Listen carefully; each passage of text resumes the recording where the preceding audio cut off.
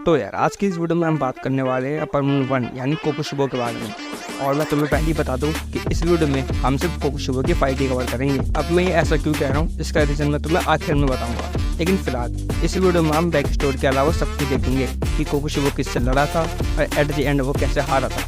और जैसा कि तुमने थंबनेल में देख लिया होगा, लिटरली बंदे को हराने के लिए 4 डीमन स्लेयर लगते हैं, जिसमें 3 तो हशिराई होते हैं। So if you are interested then keep watching.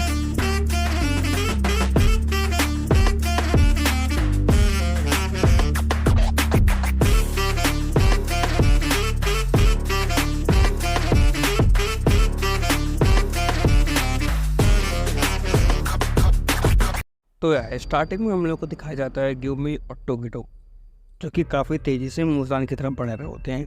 लेकिन तभी इन्फिनिटी कैसल के मूव होने की वजह से ग्यूमी और टोकिटो दोनों के दोनों एक दूसरे से अलग हो जाते हैं। और टोकिटो सीधा जाकर गिरता है गैस वॉल्ट किसके सामने, कोकोशिबो के सामने। और टोकिटो की लिटरली हालत ख़राब हो जाती है कोकोशिबो को देख के। और वो भी क्यों ना यार, कोकोशिबो दिखता ही ऐसा है। और इसके बाद जब कोकोशिबो टोकिटो को सी थ्रू वर्ल्ड की हेल्प से देखता है तो कोकोशिबो थोड़ा सरप्राइज हो जाता है। और इसके बाद हमें टोकिटो को दिखाया जाता है जो कि यही सोच रहा होता है कि कोकोशिबो बाकी सारे डीमन तो छोड़ो ही, बाकी सारे अपर डीमन से भी काफ़ी ज़्यादा अलग है। क्योंकि उसको कोकोशिबो में से मैजेस्टिक वाइब आ रही होती है, यानी कि उसके और कोकोशिबो के स्ट्रेंथ में कितना डिफरेंस है साफ क्लियर हो रहा होता है उसे। और इसलिए जब वो अपनी तलवार निकालने की कोशिश करता है तब उसकी बॉडी तक रिफ्यूज़ कर देती है कोकोशिबो से लड़ना। और ऐसा टोकिटो के लाइफ में उसके साथ पहली बार हुआ था। और जब कोकोशिबो टोकिटो से उसका नाम पूछता है तो कोकोशिबो से ये बताता है कि डीमन स्लेयर बनने के लिए उसने जिस फैमिली को छोड़ा था ना, टोकिटो उसी फैमिली से बिलोंग करता है। और ये चीज़ सुन के भाई साहब टोकिटो कम्प्लीटली शॉक में चले जाता है। और टोकिटो यही सोच रहा होता है कि कहीं यही तो नहीं है जो कि फर्स्ट ब्रीथ का यूजर है। लेकिन टोकिटो अपने आप को शांत करता है और कोकोशिबो इस चीज़ से काफ़ी ज़्यादा इम्प्रेस होता है कि उसने इतनी जल्दी अपने आप को शांत कर लिया। लेकिन यार शांत होने से काम थोड़ा ना चलेगा, तो इसलिए टोकिटो सीधा अटैक करता है कोकोशिबो पे, जिससे ऑब्वियसली यार कोकोशिबो आराम से बच जाता है और ठीक उसके पीछे पहुंच जाता है उसके टेक्निक की तारीफ करते हुए। और इसके बाद टोकिटो जब दोबारा अटैक करता है कोकोशिबो पे तो कोकोशिबो अगेन उससे दोबारा बच जाता है और उसकी तारीफ कर रहा होता है, क्योंकि वो टोकिटो से काफ़ी ज़्यादा इम्प्रेस है कि एक 14 साल की उम्र में एक हाशिरा बन गया है। और भाई साहब हाशिरा बनना कोई नॉर्मल बात नहीं है। और इसके बाद टोकिटो बिना किसी देरी के अपना डीमन स्लेयर मार्क का यूज़ करके सेम वही अटैक करता है जिस अटैक से उसने ग्योको को मारा था। लेकिन यार अभी भी टोकिटो उसको डैमेज देना तो छोड़ो, उसको छू तक नहीं पा रहा होता है। और भाई साहब जब कोकोशिबो अपनी तलवार निकालता है ना तो अपने पहली अटैक में टोकिटो का हाथ काट के रख देता है, जिस चीज़ से टोकिटो काफ़ी ज़्यादा घबरा जाता है। लेकिन वो जैसे तैसे अपना हाथ को टाइटली बांधता है ताकि उसकी बॉडी में खून की कमी ना हो। और इस चीज़ से कोकोशिबो भी काफ़ी ज़्यादा इम्प्रेस हो जाता है। और कोकोशिबो यही सोच रहा होता है कि टोकिटो में उसके एज के हिसाब से काफ़ी ज़्यादा हिम्मत है। और क्योंकि कोकोशिबो टोकिटो से बात करना चाहता था तो इसलिए जब टोकिटो अपना अगला अटैक करने वाला होता है कोकोशिबो पे, तो कोकोशिबो उसी की तलवार की हेल्प से उसी को एक पिलर के ऊपर टांग के रख देता है। और ये मत सोचना कि वो उसे मारने वाला है, उल्टा वो उसको डिकमन बनाने की सोच रहा होता है। और कोकोशिबो टोकिटो से ये बोलता है कि अगर तुम्हें तुम्हारा हाथ का दुख है तो तुम उसे डीमन बनने के बाद वापस रीजनरेट कर सकते हो। और जहाँ तक रही बात मुजान की, तो वो भी तुम्हें एज अ डीमन एक्सेप्ट कर लेगा, क्योंकि इस पॉइंट ऑफ टाइम पे कोई भी अपॉइंटमेंट बचा ही नहीं है। और इन्हीं सब के बातों के बीच में हमें दिखाया जाता है गेन्ना को, जो कि कोकोशिबो के पीछे एक दीवार टाइप चीज़ थी वहाँ पे था। और जब गेन्ना अटैक करने की कोशिश करता है कोकोशिबो पे तो कोकोशिबो ठीक गेन्ना के पीछे पहुँच जाता है और उसका हाथ काट के रख देता है। और ये चीज़ देख के टोकिटो काफ़ी ज़्यादा घबरा जाता है और वो निकलने की कोशिश तो करता है वहाँ से, लेकिन वो ऐसा कर भी नहीं पाता। और गेन्ना जब अपने डिफेंस में अटैक करता है तो कोकोशिबो अगेन उसका दूसरा हाथ भी काट के रख देता है। अरे कोकोशिबो का हाथ से इतनी प्रॉब्लम क्या है, जब देखो सबके हाथ ही काटता रहता है। लेकिन अगर हम फाइट पर वापस आए तो गेन्ना जैसी हालत अगर किसी नॉर्मल इंसान की होती तो वो तो अभी तक मर चुका होता। और इसलिए कोकोशिबो तुरंत समझ जाता है कि गेन्ना डीमन को खाता है। और कोकोशिबो बिना किसी देरी के गेन्ना को बीच में से काट के रख देता है। लेकिन क्योंकि गेन्ना अभी तक नहीं मरा था तो कोकोशिबो से ये बताता है कि आज से 300 साल पहले भी एक डीमन स्लेयर था जो कि तुम्हारी तरह डीमन को खाता था। उस टाइम जब मैंने उसे बीच में से काटा तो वो मर गया था, लेकिन तुम अलग हो। तुम्हारे केस में लगता है मुझे तुम्हारा गला काटना पड़ेगा। और एक फेक डीमन बोलते हुए गेन्ने का खेल ख़त्म ही करने वाला होता है। और सही में यही लग रहा होता है कि गेन्ने अब मरने वाला है। लेकिन यार एंड टाइम पे एंड टाइम पे एंट्री होती है गेन्ने के बड़े भाई द विंड ब्रदर्स सानेमी की। और भाई साहब वो अपने पहले ही अटैक में कोकोशिबो को पीछे हटने पे मजबूर कर देता है और कोकोशिबो तुरंत समझ जाता है ये एक हाशिरा है। और इसके बाद हमें काफ़ी तगड़ी चीज़ें बताई जाती है। अगर तुमने डीमन स्लेयर सीजन 3 देखा होगा तो तुम्हें पता होगा कि सानेमी अपने भाई से कितनी ज़्यादा नफरत करता है, पर असलियत में सानेमी ये सब दिखाने का नाटक करता था कि वो अपने भाई से कितनी ज़्यादा नफरत करता है, बल्कि असलियत में वो अपने भाई से बहुत ज़्यादा प्यार करता था। और ये सब सानेमी इसलिए करता था ताकि वो डीमन स्लेयर ज्वाइन ना करे और एक नॉर्मल लाइफ जिए अपने बीवी बच्चों के साथ। इसके बाद हमें गेन्ना के पास्ट की कुछ क्लिप दिखाई जाती है जहाँ पे कि तांजिरो उससे ये बोल रहा होता है कि भली वो सानेमी से लड़ा जरूर था, लेकिन उसने ज़रा सी भी हेटरेट स्मेल नहीं कर दी थी तुम्हारे लिए। और तांजिरो ये भी बोलता है कि असलियत में तुम्हारा भाई तुमसे बहुत ज़्यादा प्यार करता है। और ये सब सोच के गेन्ना के आँख से आंसू आ जाते हैं। और अब क्योंकि किसी भी बड़े भाई के सामने अगर उसके छोटे भाई को मारा जाए तो वो बर्दाश्त थोड़े ना करेगा, तो इसलिए सानेमी भी काफ़ी ज़्यादा फ्रस्ट्रेटेड मूड में कोकोशिबो पे सीधा अटैक कर देता है। और जब कोकोशिबो सानेमी पे अटैक करता है तो सानेमी बड़ी आसानी से डॉज कर लेता है उसे। और जब सानेमी कोकोशिबो पे अटैक करता है तो कोकोशिबो भी बड़ी आसानी से डॉज कर लेता है उसे। और इसी दौरान जब उन दोनों की तलवार एक दूसरे से टकराती है तो सानेमी हंस रहा होता है कोकोशिबो की तलवार देख के, क्योंकि उसकी तलवार काफ़ी ज़्यादा बेकार थी ना, इसलिए। और कोकोशिबो अपने अगले अटैक से सानेमी को अपने आप से दूर कर देता है। और जब वो दोनों एक दूसरे पर दोबारा अटैक करते हैं अपनी ब्रीदिंग के थ्रू, तो अपना कोकोशिबो सानेमी की तारीफ करते करते नहीं थक रहा था, उसकी स्ट्रेंथ और उसकी टेक्निक को देख के। और वहीं दूसरी तरफ सानेमी यही सोच रहा होता है कि उसको गूज़बम्स आना बंद ही नहीं हो रहा है कोकोशिबो की टेक्निक और उसकी स्पीड को देख के। क्योंकि जब कोकोशिबो अपनी तलवार को स्विंग करता था तो उसके स्विंग करने से उसकी तलवार से काफ़ी सारे ब्लेड निकलते थे और उन ब्लेड का साइज़ कन्फर्म ही नहीं था। और इसलिए सानेमी जरा भी सरप्राइज नहीं था कि टोकिटो उससे हार गया। और अगर सानेमी इन सबको साइड में रखे तो कोकोशिबो की स्पीड भी काफ़ी ज़्यादा तेज़ थी। और तुम कोकोशिबो की स्पीड का इसी बात से अंदाज़ा लगा सकते हो कि जब अपमून मीटिंग में जब कोकोशिबो ने अकाज़ा का हाथ काटा था तो अकाज़ा को पता भी नहीं चला था कि उसका हाथ कट चुका है। और अगर हम वापस फाइट पर आए तो सानेमी ये देखता है कि कोकोशिबो ब्रीथ भी यूज़ कर सकता है। यानी तुम खुद ही सोचो, एक तो वो डीमन है जिस वजह से उसके पास रीजनरेटर एबिलिटी है, और ऊपर से बंदा ब्रीथ भी यूज़ कर सकता है। और जिन लोगों को नहीं पता मैं उन लोगों को बता दूँ कि सन ब्रीदिंग के बाद सेकंड सबसे स्ट्रॉन्गेस्ट ब्रीदिंग मून ब्रीदिंग ही है। दैट्स द रीज़न वाई कोकोशिबो अपमून 1 का टाइटल लेके बैठा हुआ है। लेकिन अगर तुम ये सोच रहे हो कि सानेमी इन सबसे डर गया, तो नहीं, उल्टा बंदे को मज़ा आ रहा होता है इस फाइट में। इसके बाद सानेमी एक के बाद एक काफ़ी सारे अटैक करता है कोकोशिबो पे, लेकिन सानेमी के हर अटैक तक कोकोशिबो पे जवाब था। और इसी दौरान जब उन दोनों की तलवार दोबारा एक दूसरे से टकराती है तो सानेमी एक स्नीक अटैक करने की कोशिश करता है गेन्ने की कटाने के थ्रू, लेकिन कोकोशिबो काफ़ी अच्छी तरह से बचता है उस अटैक से। अब इस पॉइंट ऑफ टाइम पर लग तो ऐसा ही रहा था कि सानेमी बराबर की टक्कर दे रहा है कोकोशिबो को, लेकिन ये 100% ट्रू नहीं था, क्योंकि जहां अपना अपमून 1 सानेमी की तारीफ करते करते नहीं थक रहा था और नॉस्टैल्जिक फील कर रहा था सानेमी से लड़ते हुए, वहीं दूसरी तरफ सानेमी अपने नाक से खून दे जाता है। और इस चीज़ से टोकिटो और गेन्या दोनों ही काफ़ी ज़्यादा घबरा जाते हैं। और सानेमी ये खुद बोलता है कि वो एक भी सेकंड के लिए अपनी पलक नहीं झपका सकता है, क्योंकि अभी अभी उसकी स्वॉर्ड की स्विंग हल्की सी टेढ़ी होने की वजह से अभी मरते मरते बचा है वो। और दूसरी तरफ कोकोशिबो यही बोल रहा होता है कि वैसे तुम काफ़ी ज़्यादा रेट टिक गए, और अपनी मून ब्रीदिंग के 6 फॉर्म से काफ़ी ज़्यादा डैमेज पहुंचा देता है सानेमी को। और उस अटैक की वजह से आसपास के सारे प्लेयर भी कट जाते हैं। और कोकोशिबो ये बोलता है सानेमी से कि अगर अब तुमने हिलने की कोशिश भी करी तो तुम्हारे सारे ऑर्गन्स बाहर आ जाएंगे। लेकिन तभी कोकोशिबो फील करता है कि उसके बॉडी के साथ कुछ अजीब हो रहा है, जिस पर सानेमी हंसते हुए ये बोलता है कि बिल्लियाँ सिल्वर वाइन की तरफ और डीमन रेयर ब्लड की तरफ अट्रैक्ट होते हैं। और क्योंकि सानेमी का blood rare of the rarest है तो उसके ब्लड की खुशबू आते ही कोई भी डीमन अपने माइंड से कंट्रोल को बैठता है। और यहाँ सानेमी इतना हैवीली इंजर्ड होने के बावजूद भी काफ़ी तगड़ा अटैक करता है कोकोशिबो पे, जिससे कि कोकोशिबो काफ़ी ज़्यादा सरप्राइज हो जाता है, क्योंकि सानेमी ने किसी तरह अपनी ब्लीडिंग को स्टॉप कर लिया है, जिसके का पीछे का रीज़न कोकोशिबो समझ नहीं पा रहा होता है। और वो ये सोच रहा होता है कि एक नॉर्मल इंसान तो ऐसा कर ही नहीं सकता।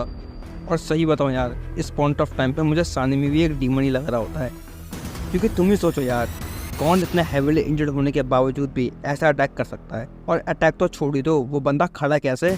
और यही सेम चीज़ कोकोशिबो भी सोच रहा होता है। लेकिन कोकोशिवो अब खेलना बंद करता है और जब सानेमी अपना अगला अटैक कोकोशिवो पर करने वाला होता है तो कोकोशिवो उसके तलवार के साथ साथ उसको भी ज़मीन पर दे मारता है और अपना अगला अटैक सानेमी के गले पे ही करने वाला होता है। लेकिन सानेमी गन की हेल्प की मदद से उस अटैक को रोक देता है और इवन कोकोशिवो पे शूट भी करता है, लेकिन कोकोशिवो उसे अपने ब्लेड के थ्रू रोक लेता है।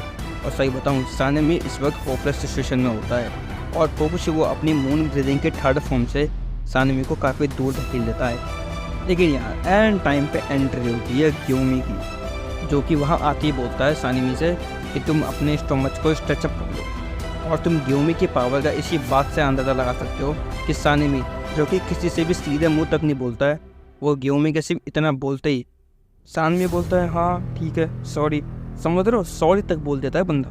तो यार असली लड़ाई तो अब शुरू हुई है और जब कोकोशिवो ग्योमी की बॉडी को एनालाइज करता है तो वो भी काफ़ी ज़्यादा इम्प्रेस हो जाता है ग्योमी की बॉडी और स्ट्रेंथ को देख के, क्योंकि उसकी बॉडी और स्ट्रेंथ आउटमोस्ट लिमिट तक रिफाइंड है, जिस वजह से कोकोशिवो ये भी बोल देता है कि उसे 300 सालों में पहली बार ऐसा अपोनेंट मिला है। और यार जब ग्योमी अपनी उस बॉल को घुमाता है ना, तो सिर्फ उस बॉल को घुमाने से ही वहाँ का एटमॉस्फेयर ही चेंज हो जाता है और ये चीज़ कोकोशिवो भी फील कर सकता था। और यार जब ग्योमी ब्रीथ करता है ना, तो यार तुम पहले से देखो अंदर ब्रीथ कर कैसे रहा है। और इसके बाद ग्योमी एक के बाद एक काफ़ी सारे अटैक करता है कोकोशिवो पे, क्योंकि भले ही ग्योमी पे वेपन एक था लेकिन वो अटैक 3 तरीके से कर सकता था। पहला उस चेन के थ्रू, दूसरा एक्स और तीसरा बॉल के थ्रू। और अगर तुम सोच रहे हो कि उस चेन को तोड़ा भी तो जा सकता है, तो नहीं, कोकोशिवो ये खुद बोलता है कि अगर उसने उस चेन को काटने की कोशिश भी करी तो उल्टा उसी की तलवार बर्न होना शुरू हो जाएगी, क्योंकि उसकी तलवार भी तो उसके फ्लैश से बनी है ना।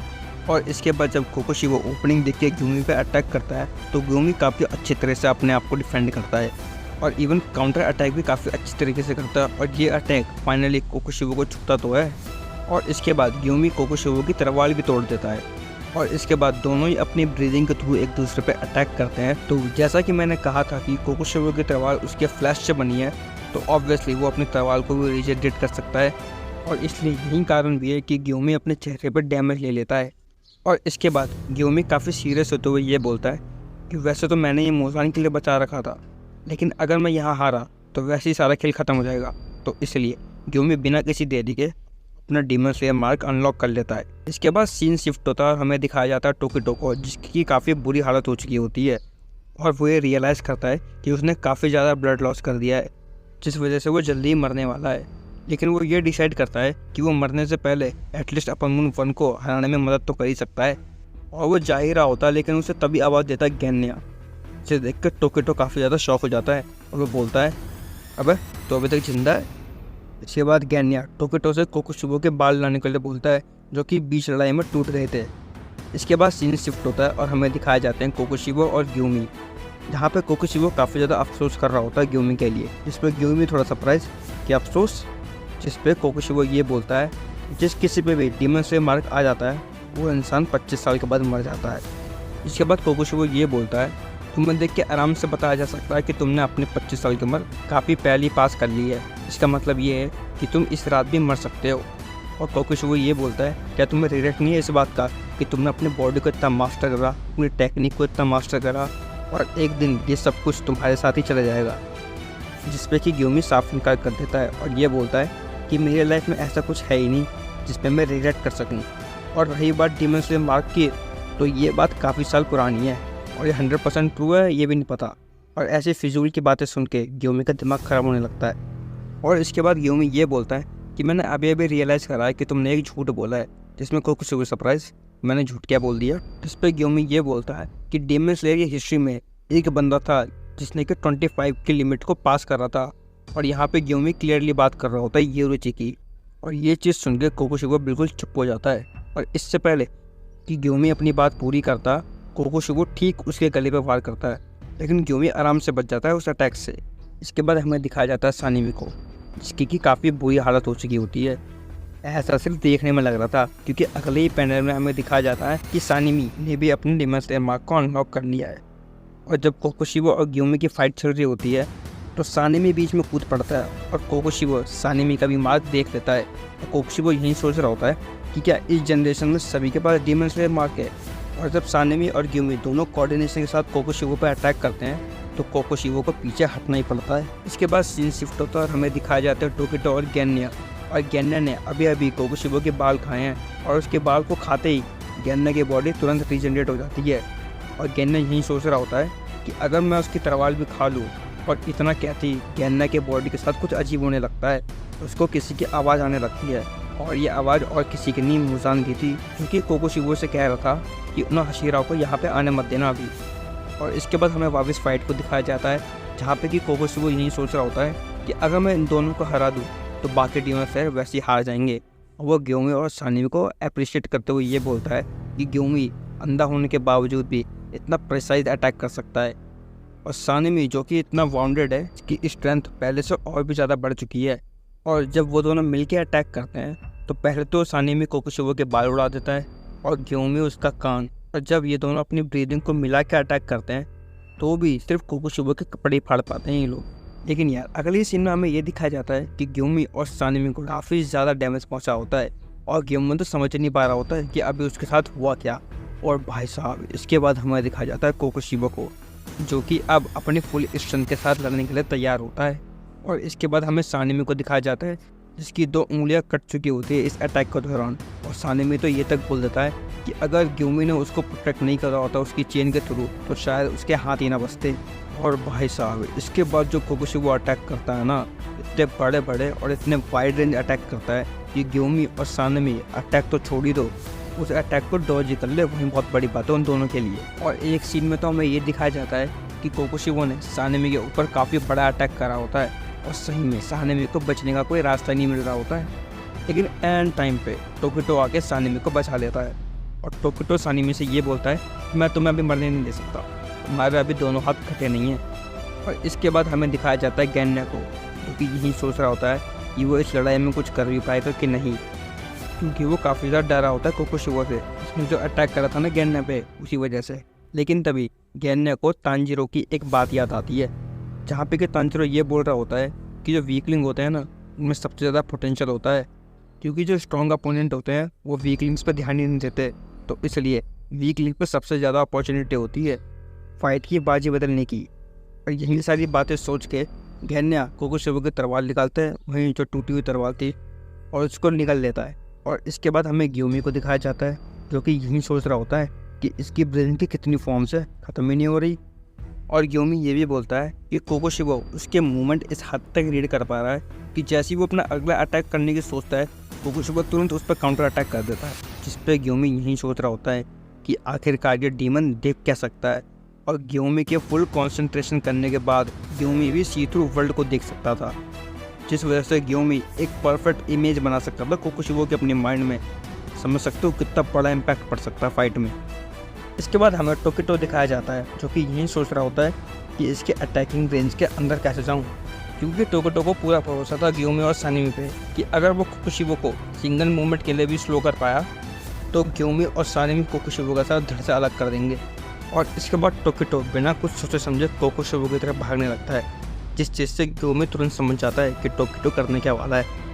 तो इसलिए ग्योमी और सानिमी दोनों ही कोकोशिबो की तरफ भागने लगते हैं। अब क्योंकि कोकोशिबो की तरफ 3 हशीरा एक साथ बढ़ रहे होते हैं, तो वो इस चीज़ को एक अपॉर्चुनिटी की तरह लेता है कि वो तीनों हशीरा को एक ही बार में ख़त्म कर देगा।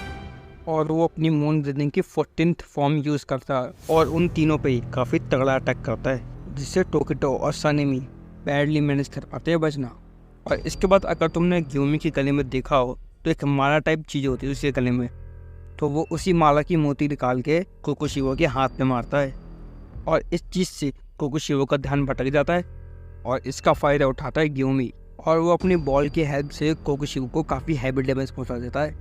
और इसके बाद टोकिटो भी अपनी तलवार को कोकोशिबो के अंदर घुसा देता है और कोकोशिबो टोकिटो को देख के ये बोलता है क्या तुम भी वहीं देख सकते हो जो मैं देख सकता हूँ। यानी टोकिटो भी अब सी थ्रू वर्ल्ड को देख सकता था। लेकिन अब क्योंकि कोकोशिबो को उन लोगों के अटैक लगने लगे थे तो कोकोशिबो समझ जाता है कि टोकिटो के साथ साथ ग्योमी भी अब सी थ्रू वर्ल्ड को देख सकता है। और इसके बाद कोकोशिबो ये भी बोलता है कि ग्योमी ने अपने ब्लड फ्लो तक को मैनिपुलेट कर लिया था ताकि कोकोशिबो का अटैक कोई और सा लगे और ग्योमी अटैक कोई और सा कर सके। अब इसके बाद कोकोशिबो अपना अगला अटैक करने ही वाला होता है, लेकिन तभी हमको दिखाया जाता है गेन्या को, जो कि भाई साहब अब इंसान तो लग ही नहीं रहा होता है। और गेन्ना बिना किसी देरी के कोकोशिवो पे शूट कर देता है, जिससे कि कोकोशिवो अपने ब्लेड के थ्रू रोकने की कोशिश तो करता है, लेकिन सरप्राइजिंगली गेन्ना उन ब्लेड को कंट्रोल कर सकता था, यानी मैनिपुलेट कर सकता था। तो इसलिए वो ब्लेड अपना रास्ता चेंज करती है और सीधा कोकोशिवो के बॉडी के अंदर घुस जाती है और एक ट्री का फॉर्म ले लेती है, जिससे कि कोकोशिवो का हिलना तक मुश्किल हो जाता है। और कोकोशिवो इसको देखते ही समझ जाता है कि एक ब्लड डीमन आता है, यानी समझ लो गेन्ना इस पॉइंट ऑफ टाइम पे डीमन बन चुका है। और अब क्योंकि कोकोशिवो हिल भी नहीं पा रहा होता है, तो इसी मौके का फ़ायदा ग्योमी और सानिमी उठाते हैं और वो सीधा अटैक करने जाते हैं कोकोशिवो पे। और भाई साहब, इसके बाद कोकोशिवो को 400 सालों में पहली बार मौत का डर लगता है उसको। और ऐसा उसने तब फील करा था जब कोकोशिवो ने अपने छोटे भाई यानी योरुची को फेस करा था। और इस पॉइंट ऑफ टाइम पे योरुची काफ़ी ओल्ड हो गया था, जैसे कि तुम देख भी सकते हो। लेकिन भाई साहब, जब योरुची अपना स्टैंड लेता है ना, तो सिर्फ उसके स्टैंड लेते ही कोकोशिवो की लिटरली हालत ख़राब होने लग जाती है और उसको समझ नहीं आ रहा होता है कि अब वो करे क्या। लेकिन इससे पहले कोकोशिवो कुछ कर पाता, योरुची सीधा उसके गले पर अटैक कर देता है और ऑलमोस्ट उसकी मुंडी अलग ही कर चुका होता है। और कोकोशिवो समझ चुका था कि अगर योरुची ने दोबारा उस पर ऐसे अटैक करा तो वो पक्का मारा जाएगा। और कोकोशिवो काफ़ी ज़्यादा गुस्से में होता है और ये सोच रहा होता है कि क्यों तुम हमेशा से बेस्ट रहे हो। लेकिन कोकोशिवो पे अगला अटैक आता ही नहीं है, क्योंकि योरुची अपने ओल्ड एज के कारण मर चुका था।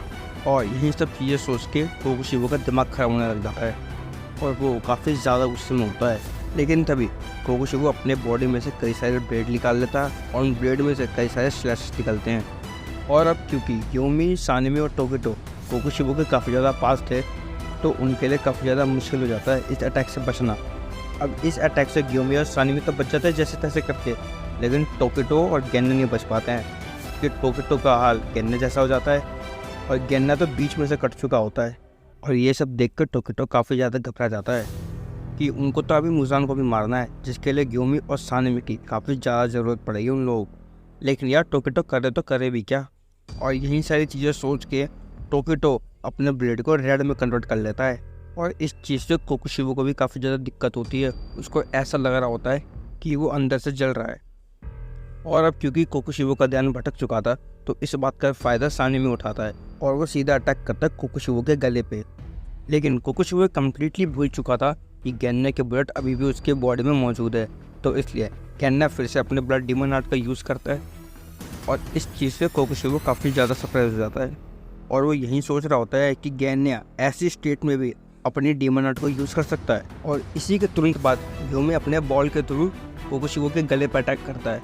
इसके बाद सानिमी ग्योमी के बॉल पर अटैक करता है ताकि और भी ज़्यादा प्रेशर क्रिएट हो सके।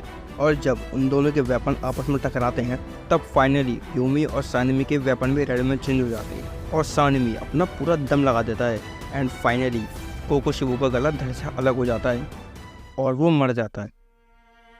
ऐसा तुम्हें लगता है, क्योंकि कोकोशिवो अपनी ब्लीडिंग को तुरंत स्टॉप करता है और ये चीज़ देख के वो सब लोग काफ़ी ज़्यादा घबरा जाते हैं और ग्योमी सानिमी से ये बोलता है कि अटैक बिल्कुल भी बंद मत करना। और इसके बाद ग्योमी और सानिमी काफ़ी सारे अटैक करते हैं कोकोशिवो पे, लेकिन कोकोशिवो उनके बीच में से गायब सा हो जाता है।